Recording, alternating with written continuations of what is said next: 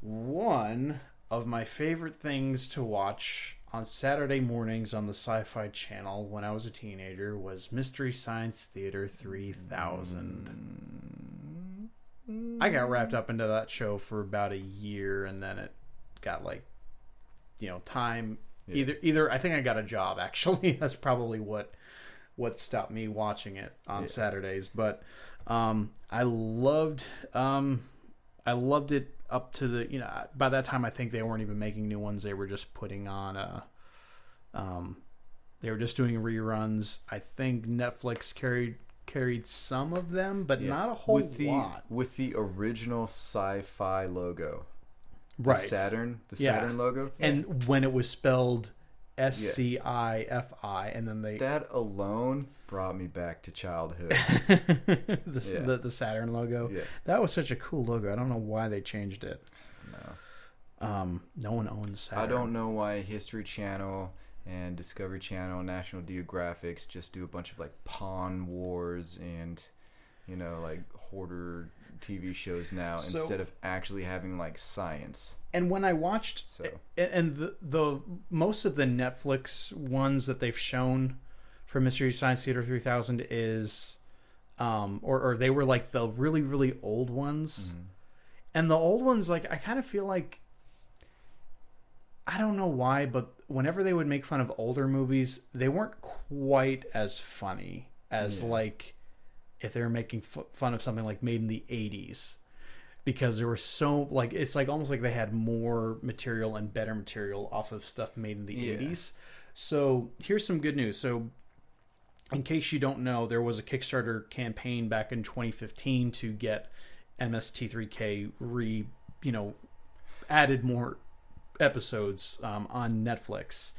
And you can call it a reboot. I kind of feel like it I don't know. It depends on what they do with the plot that everyone cares about. With like, is it more episode? Are they just re-releasing things, or are they actually? No, they're doing a reboot. Cool. With 14 episodes. These are going to launch on Netflix on April 14th, and according to the series creator Joel Hodgson, he has said that the movies will be generally newer. They might do like one from like the 50s or 60s era.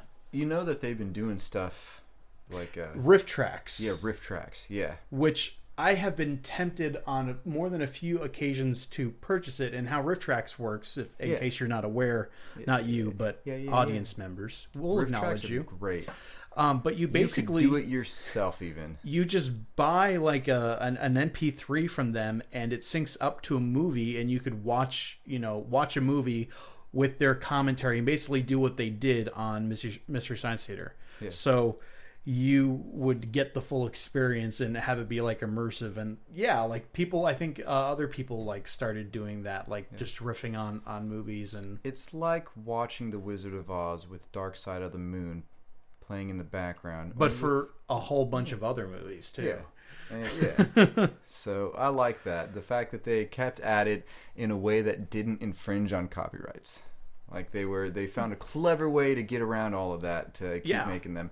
And it was inexpensive because all they needed to do is they would buy the rights to movies that no one cared about, that were probably like, sure, here you go. You don't need to buy the rights for the movies because back then the copyrights, like the older movies. Are you talking about riff tracks, or are you talking about Mystery Science Theater? Mystery Science Theater. Okay. The older movies, the copyrights expired. It wasn't until they were taking them out of the public domain. Yeah, it wasn't. It wasn't until like Disney had huge lobbyism into changing the copyright laws to make it 70 years after the death of the owner of the that sounds right. Something ridiculously weird like that. Yeah. So that's why today it's like impossible. Like you have to purchase the rights. They don't just expire or get licensing rights. Yeah, back then with those older classical, like the black and white movies that they would use, the copyrights had long since expired, since they only lasted for so many years. Yeah. So it's and today you can like you have a lot of people that are taking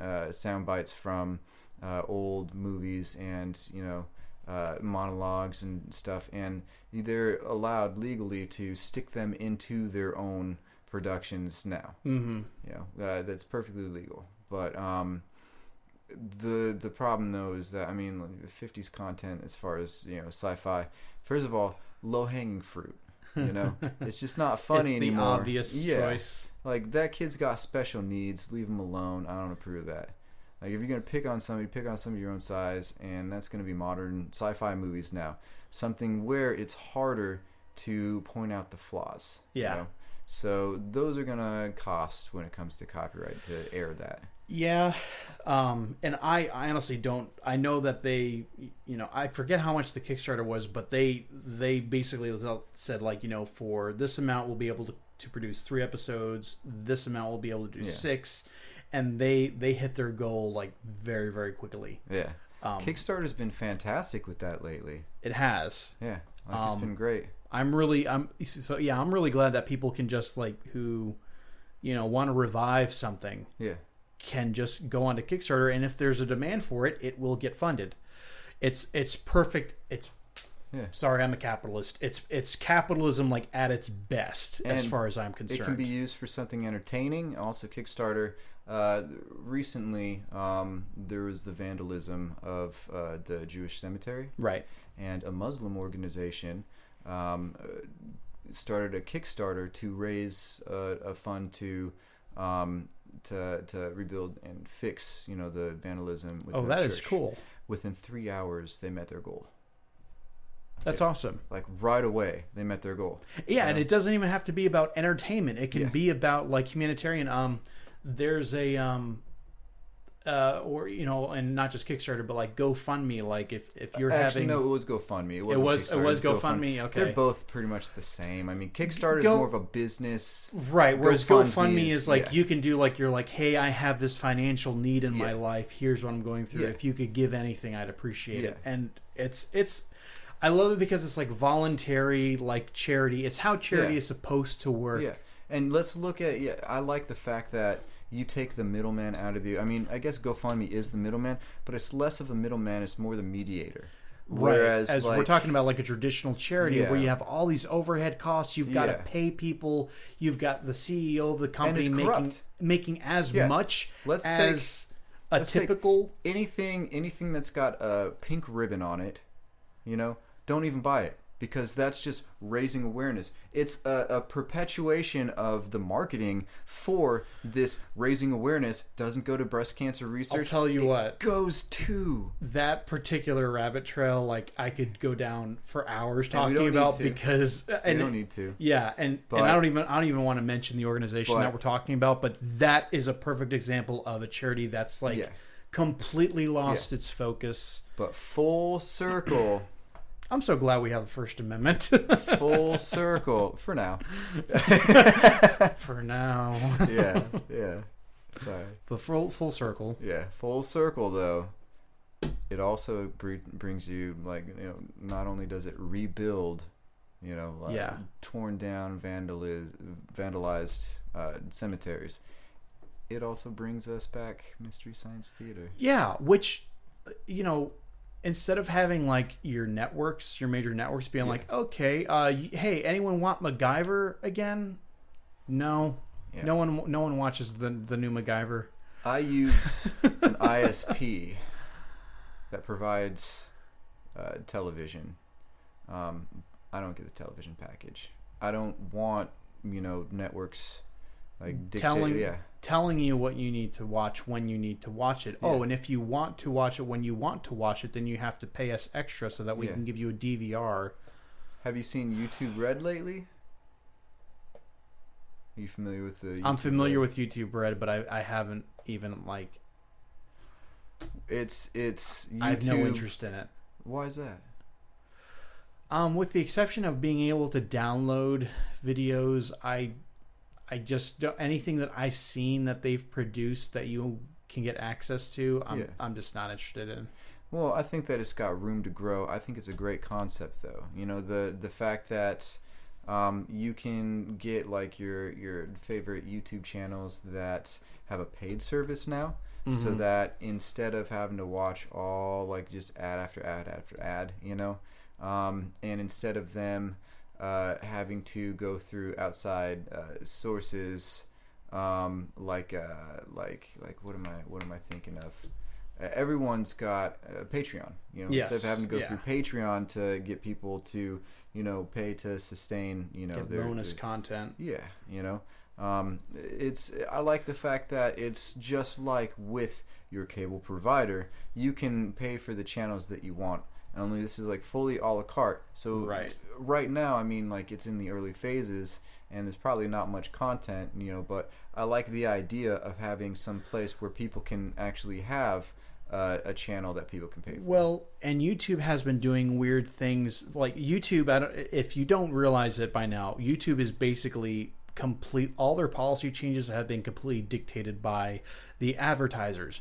And what I don't understand is YouTube is the medium that the advertisers go to if they want to hit the most people, because let's face it, YouTube is so huge as far as the viewership that they're bringing to it. Because much traffic isn't even on YouTube; it's embedded to other mediums. Right, but I don't see how they have the influence to basically say like, okay, YouTube, we don't like the thing that happened with PewDiePie. You know, whether you agree with it or not, no matter what your opinion is about it, basically the advertisers saying we don't like his point of view, or we don't like the humor that he had on his channel, so we're going to pull our advertisement because we don't want to be associated with that. YouTube, you need to do something about that. And they did. They folded. They went ahead and they stripped him of his of a whole bunch of stuff. And to me, that's like, no, YouTube, you need to realize you're the ones that have the medium. You're the one that you have, like, these companies spend millions of dollars a year producing one Super Bowl commercial because they want all this exposure. Do you have any idea how many eyeballs YouTube pulls into it? To me, it's the single biggest advertisement forum. If a company at this point, I don't care who they are, I don't care how big the company is, if they choose to decide to take their advertising off of YouTube, they are shooting themselves in the foot. You are the number one advertisement forum at this point. So it's Google. So it's Google, exactly. Google, you are bigger than the advertisers. You can tell them basically where to put it. Like, you're the boss at this point. You could say, you know what? We are an open forum, and we embrace that. We embrace the fact that anyone can get on here and put up anything that they want within, you know, as far as like copyright is concerned. Like, they can't just put on whatever. And I think they've handled that part reasonably well. We thank you for continuing to watch the last episode of Level 1 Summary.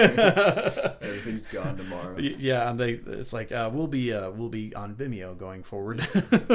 Well, and that's the thing though, is that like if YouTube keeps that up, you know, then I mean there are plenty other places that are willing to host others, you know, other videos. Yeah, but the copyright issue aside, YouTube has all the power, and I don't understand why they're the ones that are folding. Because like there's plenty of people that will, like, I think the issue is like there's too many advertisers. Like, there's not enough space for advertisement anymore on YouTube. Because I know I can't stand it when because I use YouTube quite often. I really can't stand it when I get on and for like the same 3 days I see the same 2 commercials. They've gotten better about doing that. And they should be better at doing that, but if you're only going to have those like top level advertisers, then if one of them pulls for you, it's like, oh no, what do we do? Because we put all of our eggs in their basket. It's like people, and it's like, guess what? People don't come to your website for the advertisements. They come for the content. So if you start limiting the content, then of course your viewership is going to drop, and then the advertiser are going to drop. It's like if you let the advertisers push you around like this, you will lose. I like watching Colbert Report, but I don't have cable TV. So you watch the YouTube clips. I watch the YouTube clips. And you know what? A lot of people do that with their shows. You can see the entire episode in various clips. And every single clip, you know, which is like 5 to 10 minutes long, it comes with a commercial.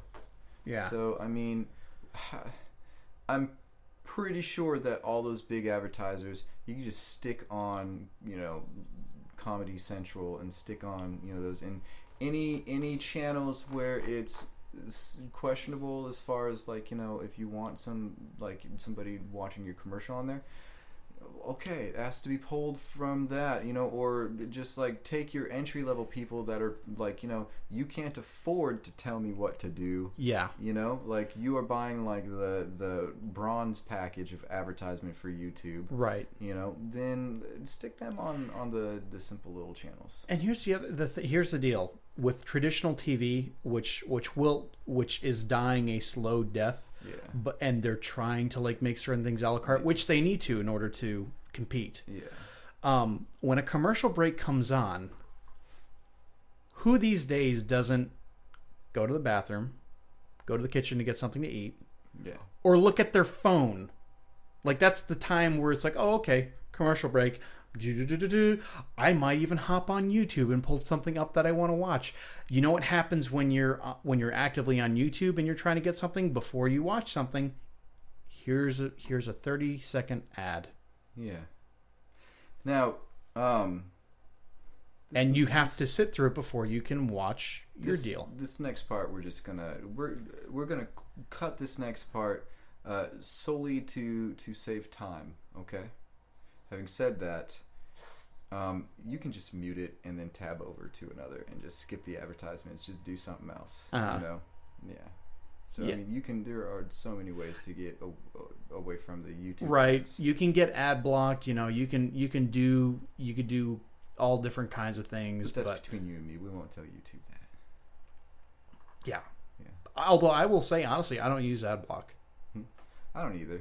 I'm just bloatware, just a bunch of stuff, like that's just on your browser. That's just a way. I think honestly, that's just a backdoor. You notice that YouTube's been super slow lately? It used to be, and then it picked back up. The past this week has been better for me, and I don't know, maybe if it's because of the internet stuff that's been going around town for us. Been in office and out of office, and it's not any other site. It's just YouTube has been taking forever. And weird. I thought, is there something wrong with, with something to do with my laptop? I don't even know what could dictate just only YouTube. And then multiple people in the office is like, is anybody else not able to load YouTube? It's just going so slow. For a while on my that's mine. Oh gosh, wow. For a while on my phone, my personal phone, I wasn't able to get it, but on my corporate phone, I was. Yeah. So that was weird. But just to close this topic off, Mystery Science Theater 3000. I'm so glad this was successful. Is that what we're talking about? April 14th. It's coming to Netflix. All 14 episodes. I'm gonna watch it. And in fact, I mean, we should probably do a reaction video. We could, that'd be something. We haven't done one of those in a while. I'd be interested.